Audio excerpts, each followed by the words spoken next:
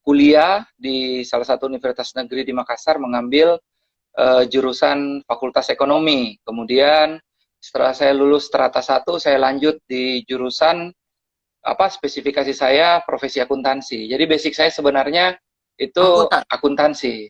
Seperti itu. Tapi kok dari akuntansi hubungannya ke wira swasta itu apa tuh, Pak Wira?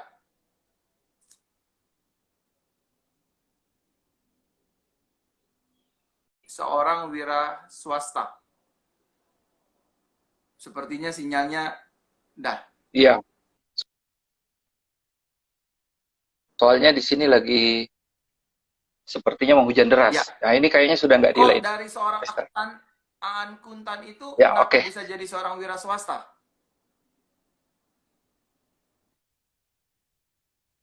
Iya, karena memang basic saya, papa saya kan memang Iya. seorang pengusaha juga, gitu.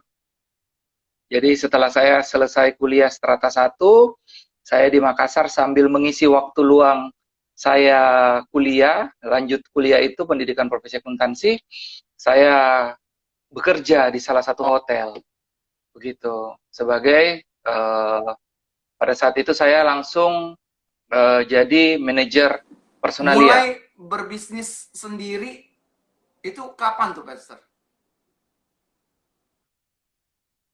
Mulai berdagang atau 2012. berbisnis sendiri, mengambil bisnisnya kemana, Pastor? Lebih Iya, ke saya apa berbisnis. usahanya?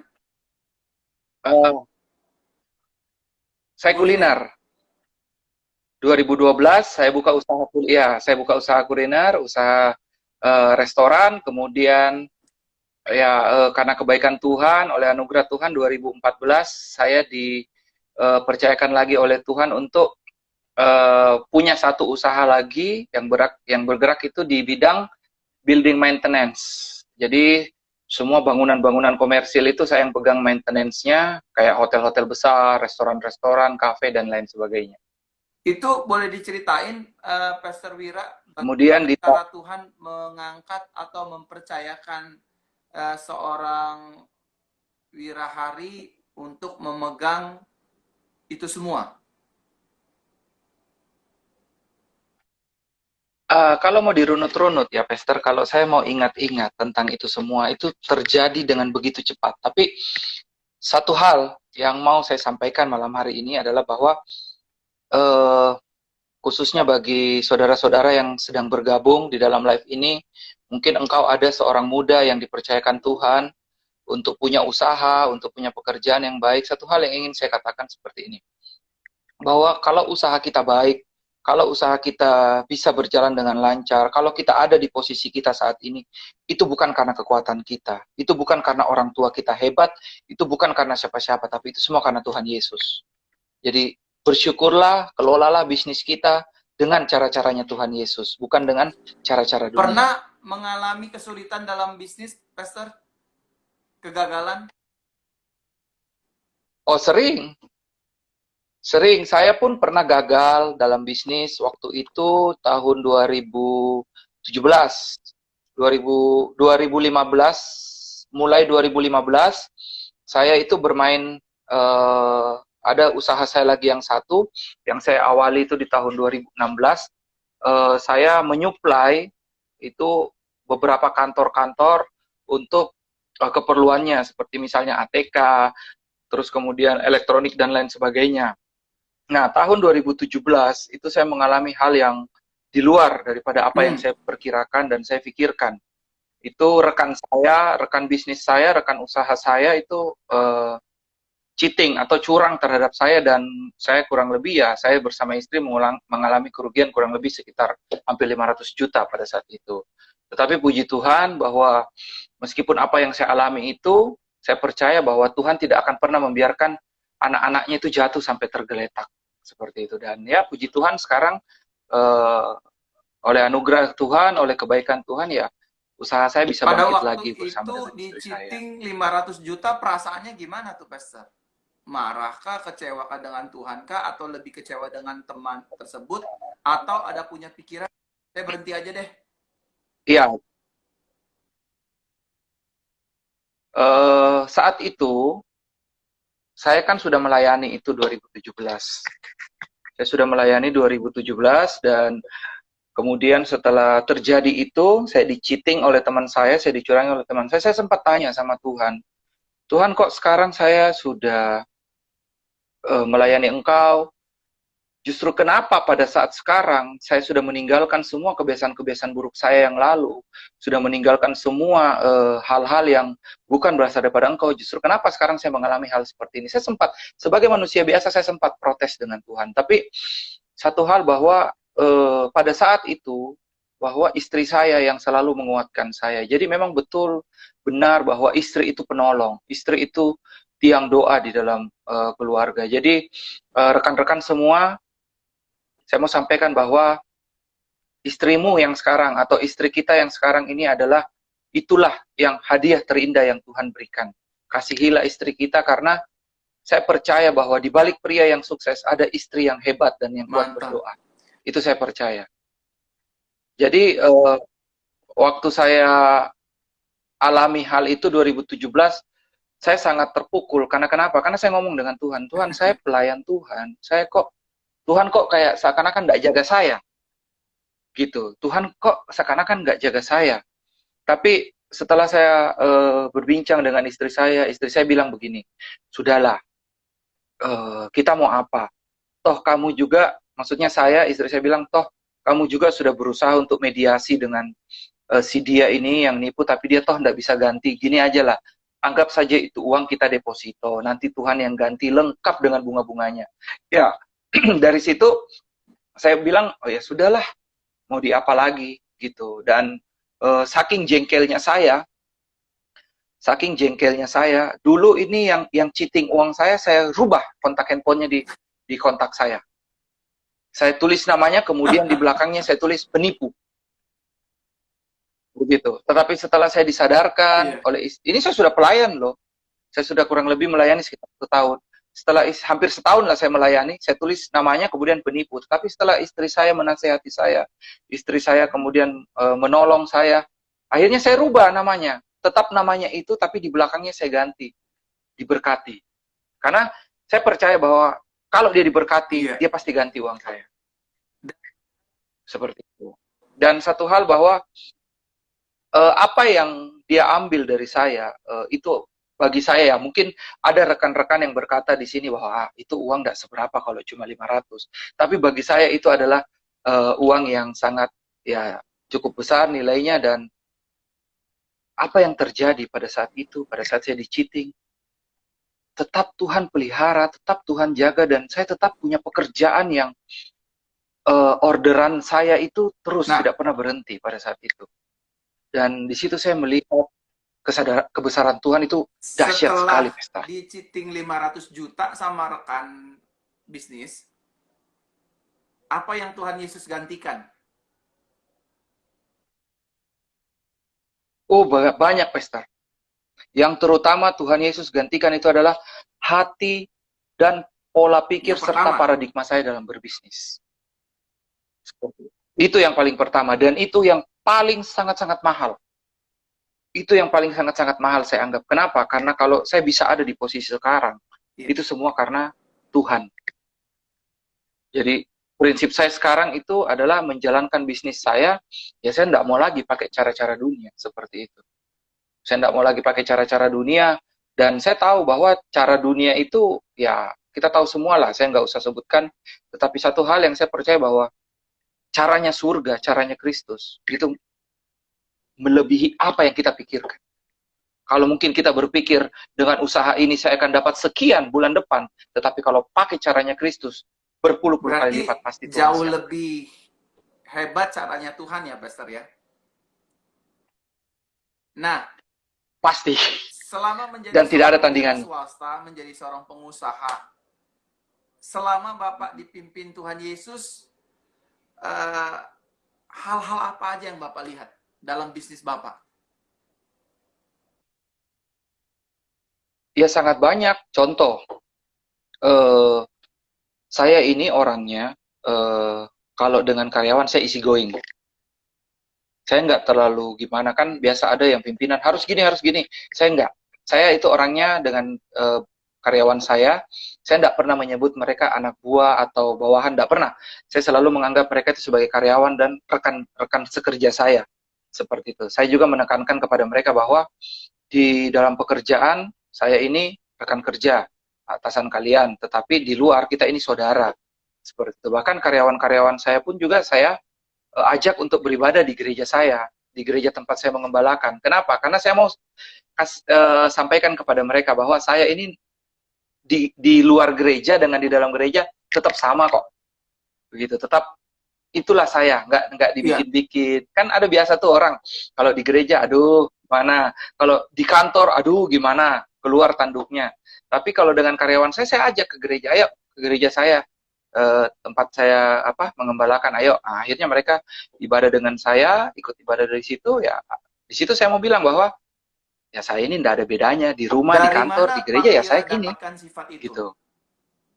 Sifat yang menghargai bawahan, Ya dari menghargai Tuhan. staf, menghargai anak buah, yang bahkan tersirat itu Pak Wira tidak beda-bedakan. Dari mana Pak Wira dapatkan sifat itu? Ya, itu kalau Ya. sebelum saya jawab dari mana, saya mau cerita gini. Dulu kurang lebih, sekarang kan 2020 Pester ya. Berarti kurang lebih sekitar 5 tahun lalu, 4 sampai 5 tahun lalu, saya itu tipe pemimpin yang diktator, otoriter. Kalau saya sudah marah dengan bawahan saya, itu cuma dua. Kalau bukan surat pemecatan, kata-kata kotor dan kata-kata kasar. Mungkin Ragunan itu kurang lengkap isinya di mulut saya. Lebih lengkap mulut saya isinya dibanding Ragunan. Nah, tapi setelah saya tahu tentang apa itu anugerah,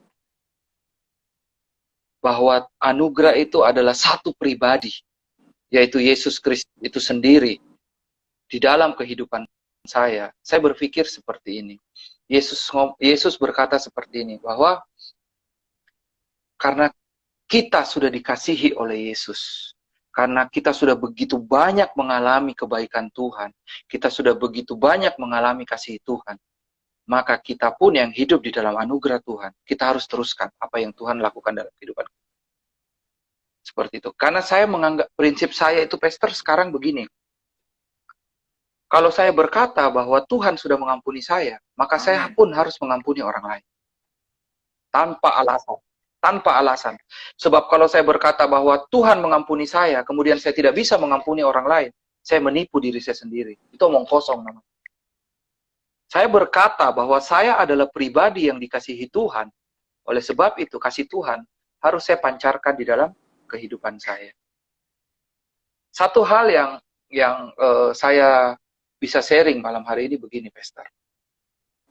Bahwa kesulitan orang menginjil zaman dulu. Zaman dulu ini kan, zaman para rasul, kesulitan menginjilnya apa? Karena pada saat itu, kepala-kepala kerajaan itu kan tidak mau ada yang namanya Injil. Bahkan kalau ada penginjil, dipenjara, disiksa, bahkan sampai dibunuh, pancung. Nah, kesulitan kita menginjil zaman sekarang apa, Pastor? Terkadang orang yang menginjil, antara mulut dan tindakan itu tidak sesuai. Itu yang membuat sekarang penginjilan jadi stagnan, tertolak. Karena di satu sisi engkau sebagai seorang hamba Tuhan, di mimbar engkau berkhotbah tentang anugerah, tetapi di rumahmu, di dalam usahamu, tindakanmu tidak anugerah. Oleh sebab itu, makanya saya katakan dengan Pastor, makanya kenapa di kehidupan saya, karyawan saya ajak ke gereja. Karena saya mau kasih tahu seperti ini. Anugerah itu tidak membuat kita seperti orang yang munafik. Tetapi anugerah itu membuat kita menjadi kita apa adanya. Kita ini siapa sih? Kita ini in Christ. Kita ini di dalam Kristus. Jus apel, sebuah apel, kalau diperas tidak mungkin keluar air jeruk. Betul nggak, Pastor? Ya, kita yang di dalam Kristus. Kita yang di dalam Kristus. Artinya kita yang kita keluarkan apa? Yang kita keluarkan adalah sikap Kristus. Sikap Kristus itu sendiri seperti itu. Tetapi dalam hal ini bukan dalam artian saya tidak pernah menegur karyawan, tidak. Kalau mereka salah ya saya tegur, tetapi tegur sesuai dengan Iya. porsinya, tegur sesuai dengan cara-caranya Tuhan Yesus menegur, Etikanya seperti benar itu. lah ya. Jadi iya, seperti itu. Iya. Cuma kan ada prosesnya sebelum kita negur. Kalau mereka bersalah, ya kita ajar dulu, ini jangan buat salah seperti ini. Nanti lain kali seperti ini. Salah, yang kedua dengan kesalahan yang sama, ya mungkin dikasih tahu, dipanggil, seperti itu. Nah, kalau masih yang ketiga buat salah, ya baru saya panggil secara empat mata di ruangan saya, kemudian saya tegur. Seperti itu. Tapi tegurnya pun saya menggunakan bahasa yang tidak menyakiti hati mereka, tetapi justru membuat mereka punya pola pikir itu terbuka, menyentuh perasaan mereka, seperti itu. Kalau menurut saya, makanya sampai saat sekarang ya puji Tuhan karyawan saya sudah rata-rata sudah bertahan semua dengan saya. Andai kata mereka resign itu karena alasan ya ada yang menikah atau ada yang pindah tempat dan lain sebagainya. Tadi Pak Wira kan berkata mulut saya lebih dari ragunan. Artinya seluruh binatang itu, perbendaharaan binatang di mulut, hati, dan pikiran ada di hidup Pak Wira. Dan Pak Wira mengalami itu dulu saya. encounter with grace of Christ. Diubahkan melalui anugerah Yesus. Seberapa besar atau seberapa pentingkah Yesus dalam kehidupan seorang Wirahari? Kalau ditanya seberapa penting atau seberapa besar, tidak ada di dalam kedua-duanya itu. Karena Yesus itu, ya kalau bagi saya Yesus itu segalanya. Dia bukan yang terpenting, dia bukan yang terbesar, tetapi dia segalanya. Artinya apa segalanya? Tanpa Yesus saya tidak ada artinya. Karena tanpa Yesus saya bukan siapa-siapa. Saya bertanya begini, karena kan kalau orang sudah pengusaha, sudah pendeta, dia cenderung mengandalkan posisi dan apa yang dia miliki. Jadi Yesus is not very important in my life gitu. If I have some problems, barulah aku butuh Yesus. Nah, buat seorang Wira nih, seorang Pak Wira nih, dalam pelayanan, dalam rumah tangga, dalam bisnis, kan punya pride. Gue bisa ini ngurus ini, udah Yesus tahu dulu lah. Nah, yang mau saya tanya tuh, seberapa besar peranan Yesus dalam kehidupan seorang Wira? Sangat luar biasa dan sangat-sangat everything di dalam kehidupan saya. Bahkan jangankan mau memulai segala sesuatu, zaman sekarang, ayo deh kita jujur, bangun tidur apa yang kita duluan lakukan? Bersyukur atau pegang handphone? Zaman dulu saya bangun tidur cari rokok. Nggak isap rokok kayak nggak bernapas. Tetapi setelah saya diubahkan oleh anugerah Tuhan, begitu mata saya terbuka, saya belum bangun dari tempat tidur saya, baru mata saya terbuka. Kata pertama yang selalu saya ucapkan, terima kasih Tuhan Yesus. Hari ini saya bangun dengan baik. Malam yang lalu saya beristirahat dengan baik. Kemudian baru saya bangun dan saya doa. Kecanduan rokok ya. Gimana cara Tuhan melepaskannya tuh? Ya. Wah, ini ceritanya. Sebenarnya ini titik balik saya, Pesta. Jadi, waktu 2012 saya pulang ke Kendari, itu saya langsung buka usaha. Oleh papa saya dibukakan usaha restoran itu. Nah, itu kan ketika mengalami hal itu, lalu saya bukan hanya kecanduan rokok, Pesta. Ya. Rokok iya. Minuman keras iya. Kemudian dunia malam iya. Dan yang lebih parahnya, Pester, lebih parahnya, ini yang paling parah. Saya itu dulu dalam menjalankan usaha saya itu pakai yang namanya klinik. Gunung-gunung itu. Saya ke gunung, apa semua. Iya. Yes. Nah, ini yang saya mau cerita. 2012 saya pulang ke Kendari, buka usaha dan lain sebagainya. Pride sebagai seorang pengusaha muda itu ada. Betul nggak? Pasti. Sebagai seorang pengusaha muda, itu pasti ada. Kemudian pada saat itu saya sudah punya naik turun mobil kendaraan yang Mewah. Pada saat tahun itu ya cukup oke, kayak gitu kan. Nah, ya, kemudian satu hari itu pemasukan bisa puluhan juta dalam restoran saya. Itu sangat-sangat wow gitu kan.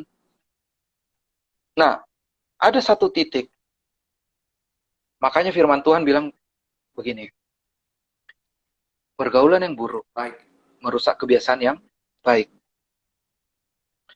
Saya bukan seorang peminum, saya bukan seorang perokok, saya bukan seorang pecandu dunia malam. Tetapi karena 2012 saya sedang on top, dalam artian saya sedang berada di level tertinggi daripada pride saya. Kemudian saya bertemu dengan teman-teman saya yang lama yang tidak saya ketemu, akhirnya di situ saya terjerumus. Nah, makanya kalau firman Tuhan bilang pergaulan yang buruk merusak kebiasaan yang baik, nah itu kita harus putar. Apa? Bahwa pergaulan yang baik akan merusak kebiasaan yang buruk. Sehingga kita harus bergaul dengan orang-orang yang dekat dengan Tuhan. Ketika kita bergaul dengan orang-orang yang karib dengan Tuhan, kita aktif di dalam yang namanya organisasi pelayanan yang dekat, orang-orang dekat dengan Tuhan, itu pasti, mau tidak mau, segala keburukan kita itu akan pasti seburuk diubahkan. Apa? Nah, ini sebentar saya mau turun. Seburuk apa dalam kecanduan minuman keras, ilmu hitam dalam berbisnis, dan lain-lain itu? Ya. Saya kalau rokok satu hari bisa 2-3 bungkus. Itu merek yang cukup keras, nggak usah saya sebut ya. Merek yang cukup keras, yang cukup ya nyelekit lah di tenggorokan rasanya. Kemudian kalau untuk minuman sendiri ya nggak banyak sih. Kalau saya semalam ya sendiri bisa habis 1,5 lah sampai 2 dos sendiri. 12. 1 dos kan isi berapa ya? 12 botol. Jadi satu malam saya bisa habiskan 30 sampai 35 botol sendiri gitu. Saya malah pernah pergi berdua dengan teman saya di sebuah tempat clubbing, kami berdua aja habis 56 botol. Nah, di sini saya mau cerita bahwa pada saat itu saya betul-betul berada di atas on top my career gitu loh, dalam bisnis saya. Kemudian ya akhirnya mau tidak mau saya harus terjerumus dalam yang namanya rokok, kemudian alkohol, minuman keras, dan dunia malam. Nah, karena saya terjerumus di situ, akhirnya satu hal yang terjadi apa? Cash flow atau putaran keuangan dari bisnis saya itu kacau. Kenapa kacau? Ya karena harusnya yang diputar untuk usaha saya alihkan semua ke yang namanya dunia malam, hobi, foya-foya, dan lain sebagainya. Itu saya alihkan ke situ. Sampai akhirnya bisnis saya goyang, bisnis saya mulai kacau, cash flow saya, pembayaran sudah jatuh tempo, saya harus main kucing-kucingan dengan supplier, karena, aduh, uangnya kok kemana ya? Sadar tidak sadar ya, ternyata uangnya sudah dipakai untuk foya-foya. Nah, saat itu saya bilang begini, kayaknya bisnisku sepi deh. Karena kok saya mau bayar supplier, dulu-dulu bisa, sekarang nggak bisa. Kayaknya bisnisku sepi. Akhirnya oleh saran teman saya ya, saya ikut yang namanya klinik. Saya ikut yang namanya ilmu hitam itu. Saya sampai pergi ke salah satu gunung, itu mengurus semuanya itu, ada disuruh beli hewan ini, kemudian disuruh, pokoknya ya tahulah semua yang kayak gitu. Akhirnya saya membawa pulang 3 kantong berwarna, kemudian itu semua digantung di atas pintu tempat usaha saya. Apa yang terjadi? Malam saya gantung, besoknya restoran saya omsetnya 3-4 kali naik. 3-4 kali naik. Tapi apa yang terjadi dengan diri saya? Yang terjadi dengan diri saya apa, Peter? 1 tahun saya nggak injak gereja. Saat itu saya belum menikah.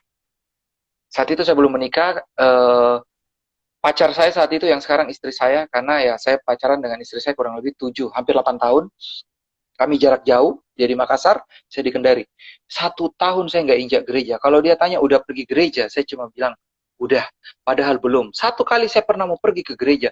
Di halaman parkir gereja, aduh, saya rasa kayak nggak enak. Kayak mau memberontak jiwa saya. Saya pulang. gitu. Saya pulang. 1 tahun saya nggak injak gereja. Nah, akhirnya apa yang terjadi 1 tahun kemudian? Waduh, gila-gilaan omset. Rumah makan itu sangat gila-gilaan. Apa yang terjadi? 1 tahun kemudian tibalah waktu saya menikah dengan istri saya. Tetapi saya berpikir seperti ini. Dan saya percaya ini Roh Kudus. Masih mau simpan enggak terus yang begituan? Ingat, kamu mau menikah. Yang begini ini minta korban. Kamu nggak sayang dengan istrimu? Kamu nggak pikir nanti kalau kamu punya anak gimana? Kamu masih nyimpan barang ini. Akhirnya di situ saya merenung. Kemudian di sini awalnya saya doa. Untuk pertama kali selama bertahun-tahun baru saya doa. Saya cuma bilang, Tuhan, apa yang harus saya lakukan? Saya ingat kejadian itu berapa hari sebelum saya berangkat ke Makassar untuk mengurus pernikahan saya cuma berdoa, Tuhan, apa yang harus saya lakukan? Kemudian saya tidak tahu, saya tertidur. Saya ini pester waktu dulu itu susah bangun pagi. Kenapa? Karena malamnya ya minum, mabuk kan. Mana ada orang yang mabuk sampai jam 3, jam 4 bisa bangun pagi jam 6. Nggak ada. Nah, pada saat itu, entah kenapa, semua teman-teman saya yang saya calling, ayo kumpul di rumah saya. Mereka nggak ada yang bisa datang. Nggak tahu kenapa. Sampai malam itu ya makanya saya sendiri, saya juga jadi malas minum alkohol. Saya cuma, sebelum tidur saya cuma bilang, bagaimana ya Tuhan, saya harus apa? Gitu loh. Dengan ini barang, dengan ini benda. Nah akhirnya, saya ketiduran. Untuk pertama kalinya saya tidur cepat. Di bawah sebelum jam 12. Dan anehnya, saya jam 5:30 sudah terbangun, nggak bisa tidur lagi. Kemudian saya bangun, saya tidak doa. Saya bangun, saya turun ke lantai 1 saya lihat itu pagi-pagi, 3 kantong itu. Dan saya pada saat itu, entah bagaimana, saya kayak ada yang gerakan gitu loh. Kayak robot gitu, ambil tangga, pasang tangga, manjat, ambil itu, kemudian buang. Saat itu juga saya buang. Pagi-pagi saya buang itu. Yang 3 kantong. Saya buang. Setelah saya buang, apa yang terjadi? 1 hari itu saya tidak punya pembeli. 0 omset saya. 0. Sama sekali tidak ada pembeli. Tapi, apa yang terjadi? Saya rasa kayak plong. Kemudian, setelah itu sudah lewat. Intinya saya cuma bilang, saya sudah nggak pakai ini yang begini-begini. Saya buang. Tapi pada saat itu saya belum melayani. Dan saya masih minum, masih merokok, dan lain sebagainya. Akhirnya saya berangkat, mengurus pernikahan saya, bla bla bla. Singkat cerita, saya memboyong istri saya ke sini. Setelah saya memboyong istri saya ke sini, membawa istri saya ke Kendari, masalah mulai timbul. Dan mungkin kita semua pernah dengar bahwa ada satu buku yang berkata begini, menikah adalah bunuh diri. Ada satu buku yang berjudul Menikah adalah Bunuh Diri. Saya mau sampaikan malam hari ini kepada siapapun Anda yang live bersama kami, engkau bapak-bapak, engkau suami, menikah adalah memang betul bunuh diri. Apa maksudnya? Kita membunuh segala manusia lama kita. Ketika kita menikah, kita hidup dengan manusia baru. Dan itu sudah bukan kita lagi. Ketika kita menikah, sudah bukan Wira lagi. Tetapi sudah Kristus di dalam Wira yang memimpin rumah tangga itu. Nah, itu rema yang saya dapat setelah berapa lama saya menikah. Awal-awal pernikahan saya, ya gitu. Meskipun saya pacaran 7 tahun, hampir 8 tahun, awal-awal pernikahan saya itu kayak neraka, Pastor. Sampai ada satu titik balik di mana saya bertengkar hebat dengan istri saya. Sampai saya masih ingat, saya sampai sekarang kalau saya ingat itu, kadang kalau saya lihat istri saya tidur, sekarang kalau saya lihat dia tidur, saya suka lihat, kalau biasa tiba-tiba teringat lagi waktu saya kejadian saat itu, saya kayak nangis sendiri. Saya sempat pernah angkat pisau itu, ngancam istri saya, semua bajunya saya buang. Kemudian surat nikah saya buang, dan saya bilang, besok kamu pulang ke rumahnya orang tuamu. urus kita punya perceraian. Saya sudah tidak bisa hidup sama kamu yang selalu mau atur saya. Padahal sebenarnya bukan istri saya mau mengatur saya, tetapi istri saya tidak mau lihat saya sakit, tidak mau lihat saya nanti susah, karena ya meskipun sudah menikah, saya masih tetap pulang malam. Pulang larut malam, pulang subuh, karena ngumpul dengan teman-teman saya minum. Party, dunia malam, dan lain sebagainya. Nah, setelah itu terjadi, intinya kalau ditanya, pada saat itu kalau ditanya, Wira, hidupmu mau jadi apa 5-10 tahun ke depan? Saya enggak terbayang, enggak tahu saya mau jadi apa. Karena status saya sebagai suami, status saya sebagai kepala rumah tangga, status saya sebagai seorang pimpinan dalam usaha, tapi saya enggak menjalankan fungsi saya dengan baik. Kenapa? Karena saya terlalu berada di dalam zona nyaman saya itu foya-foya. Di satu sisi mungkin setelah tutup toko, tetap tutup tempat usaha dan lain sebagainya, mungkin istri mau cerita dengan kita di kamar. Saya nggak ada. Tutup toko jam 10, saya jam 9 udah hilang. Udah di hotel dengan teman-teman. Siap party lagi. Nah, istri saya tutup toko sendiri, tidur sendiri. Saya pulang sudah ya sempoyongan mabuk, istri sudah tidur. Dan hal ini tidak diketahui oleh orang tua saya, karena saya pintar menyembunyikan dulu dari orang tua saya. Nggak ditahu sama orang tua saya. Makanya kalau saya kesaksian ini orang tua saya kaget. Saya pernah kesaksian ini orang tua saya kaget. Masa seperti itu? Ya, tanya. Saya ngomong sama papa mama saya, tanya no. Karo bujuku, tanya sama istriku, Pak. Kalau nggak percaya. Papa saya tanya, betul? Iya, Pak, betul. Itu kelakuannya dulu. Papa orang tua saya nggak tahu. Nah, akhirnya saya kayak merasa sudah nyaman dengan tindakan-tindakan itu. Bertengkar, apa semua. Saya maki istri saya di depan orang, di depan karyawan, saya rendahkan istri saya. Kalau saya mau marah, saya marah. Saya mau bentak-bentak istri saya. Di depan-depan karyawan, di depan-depan pegawai. Itu saya lakukan semua. Nah, sampai satu titik bahwa gereja yang saya gembalakan sekarang ini mau dirintis di Kendari. Ya kan? Ini awalnya pesta. Ini awal dari pertobatan saya. Gereja yang saya gembalakan sekarang itu mau dirintis di Kendari. Nah, pada saat itu Pastor Elisa selaku ketua regional datang ke Kendari dan entah kenapa bisa ketemu saya.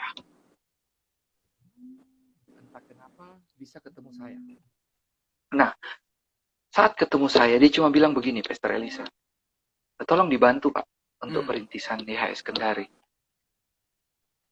Saya ngomong gini, saya cuma gini, saya kan ini orangnya nggak enakan, Pastor. Saya ini orangnya nggak enakan. Saya cuma bilang, oh ya Bu, nanti saya bantu. Karena saya pikir bantunya ya bantu izin dan lain sebagainya kan. Kalau cuma bantu izin gereja dan lain sebagainya, oke, it's okay, saya bantulah. Karena kan ya saya bisa minta tolong dengan papa saya kan, karena papa saya kan juga banyaklah kenal orang-orang pemerintahan di sini kan. Akhirnya ya sudah Bu, saya bantu. Tetapi pada saat saya membantu perintisan itu saya masih merokok, masih minum, masih kehidupan dunia malam gitu loh. Pada saat saya membantu perintisan begitu, singkat cerita mulai dengan KKR, setelah mulai KKR, mulai ibadah di sebuah hotel, ibadah perdana, itu saya masih merokok dan lain sebagainya. Saya pada saat itu hanya berpikir begini, saya hanya bantu ini gereja perintisan. Setelah ini gereja berdiri, ibadah perdana, saya cabut. Kenapa? Karena saya masih nyaman, belum siap untuk meninggalkan hedon saya, foya-foya saya. Nah, setelah ibadah perdana, saya ngomong dengan istri saya, sudah Mi, sudah Mi, saya sudah cukup Mi bantu, kan mereka sudah ibadah perdana Mi kemarin, sudah Mi, saya mau nggak bisa Mi lagi, paling ya nanti saya sekali-sekali datang ibadah lah, saya temani kamu.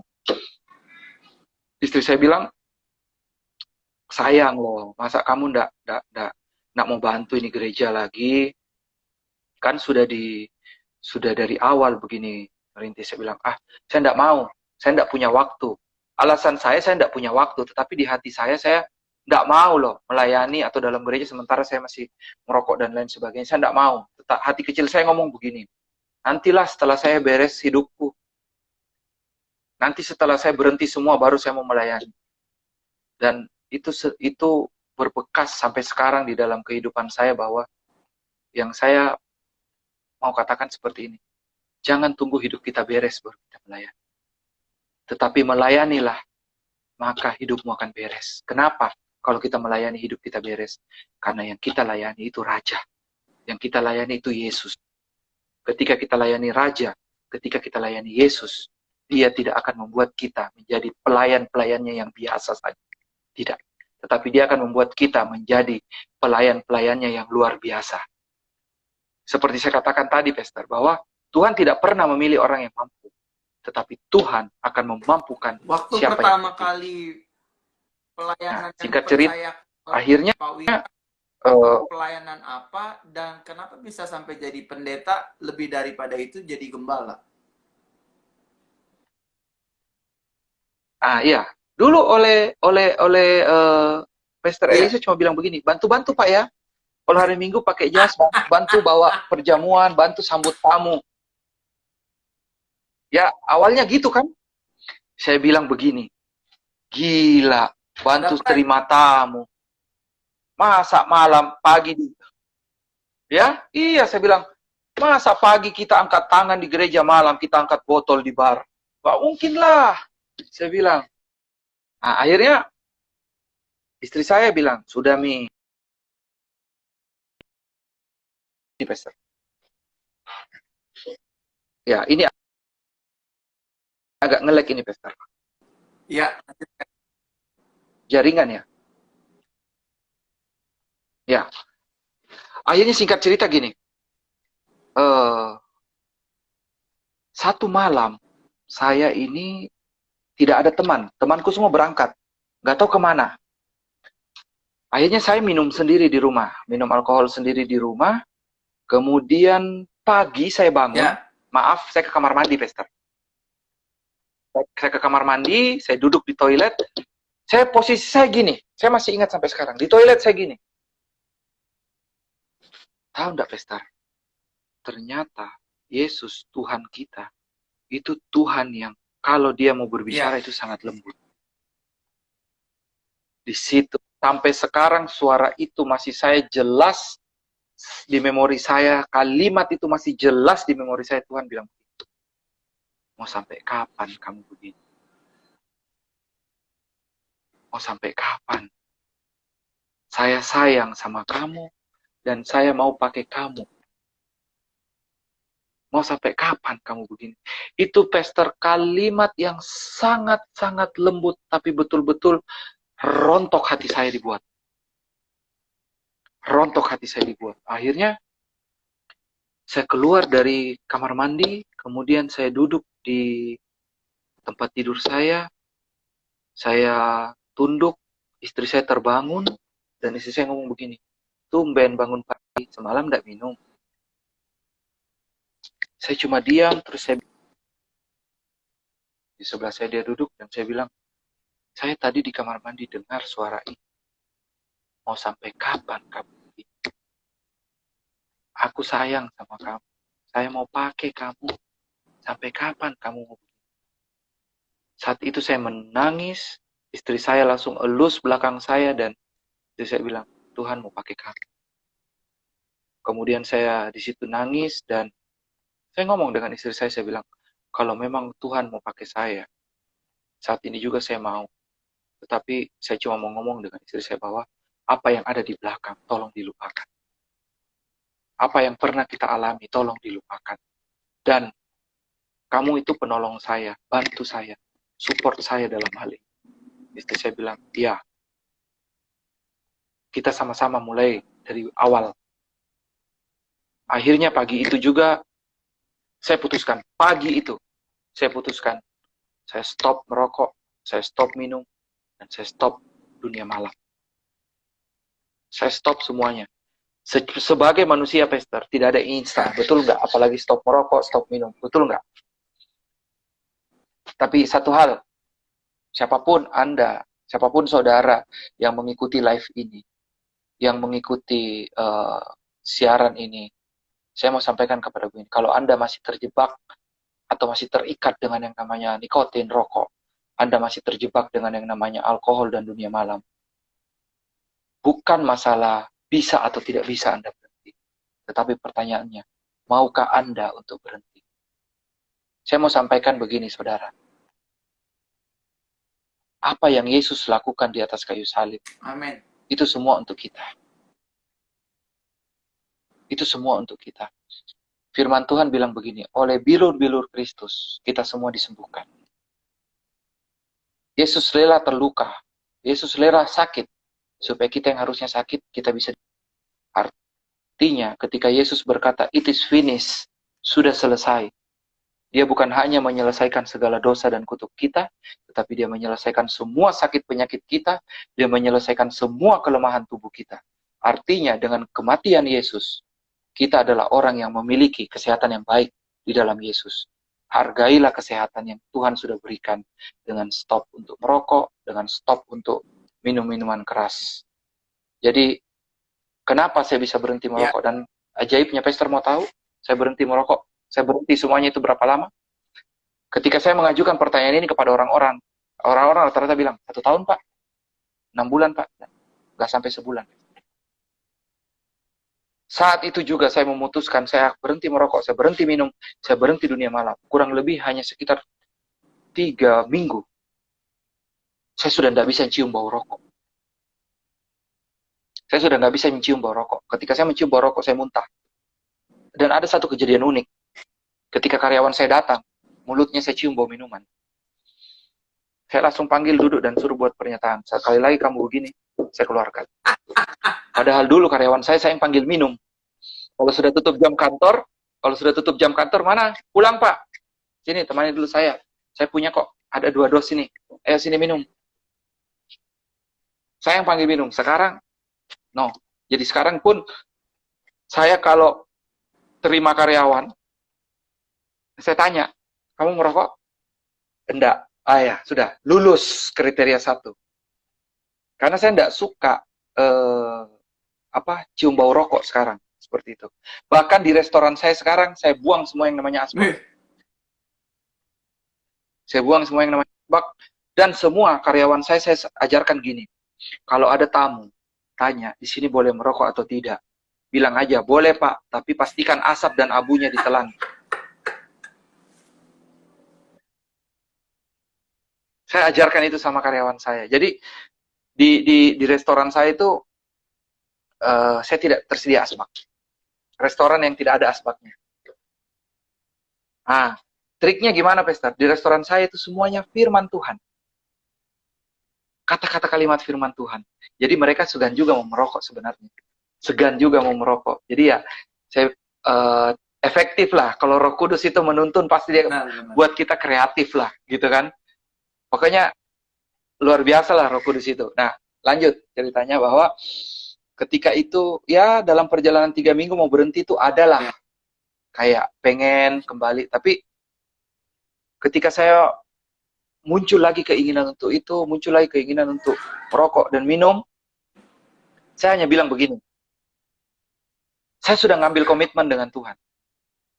Dan saya percaya, ini hanya masalah waktu. Ini hanya masalah waktu. Pasti saya percaya Tuhan akan betul-betul melepaskan saya dari yang namanya kecanduan ini. Betul, Pastor. Paling lama 3 minggu kalau saya ingat. Nggak sampai sebulan. Lost sampai sekarang. Saya sudah tidak pernah sentuh lagi yang seperti itu. 2 pertanyaan terakhir. Puji Tuhan. Pengalaman terbesar apa dalam hidup Pak Wira bersama dengan Yesus yang nggak bisa dilupakan?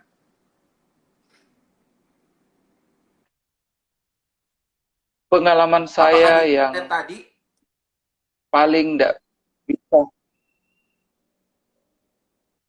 Apakah di toilet tadi atau ada yang lebih lagi yang benar-benar buat seorang Wira itu nggak bisa lupa nih, Yesus nih? Yang di toilet tadi. Makanya saya bilang, dan Peter, sampai detik ini saya masih ingat suara itu, saya masih ingat kalimat itu. Dan di situ saya rasa hati saya seperti rontok dan betul-betul saya bilang, aduh, selama ini saya sudah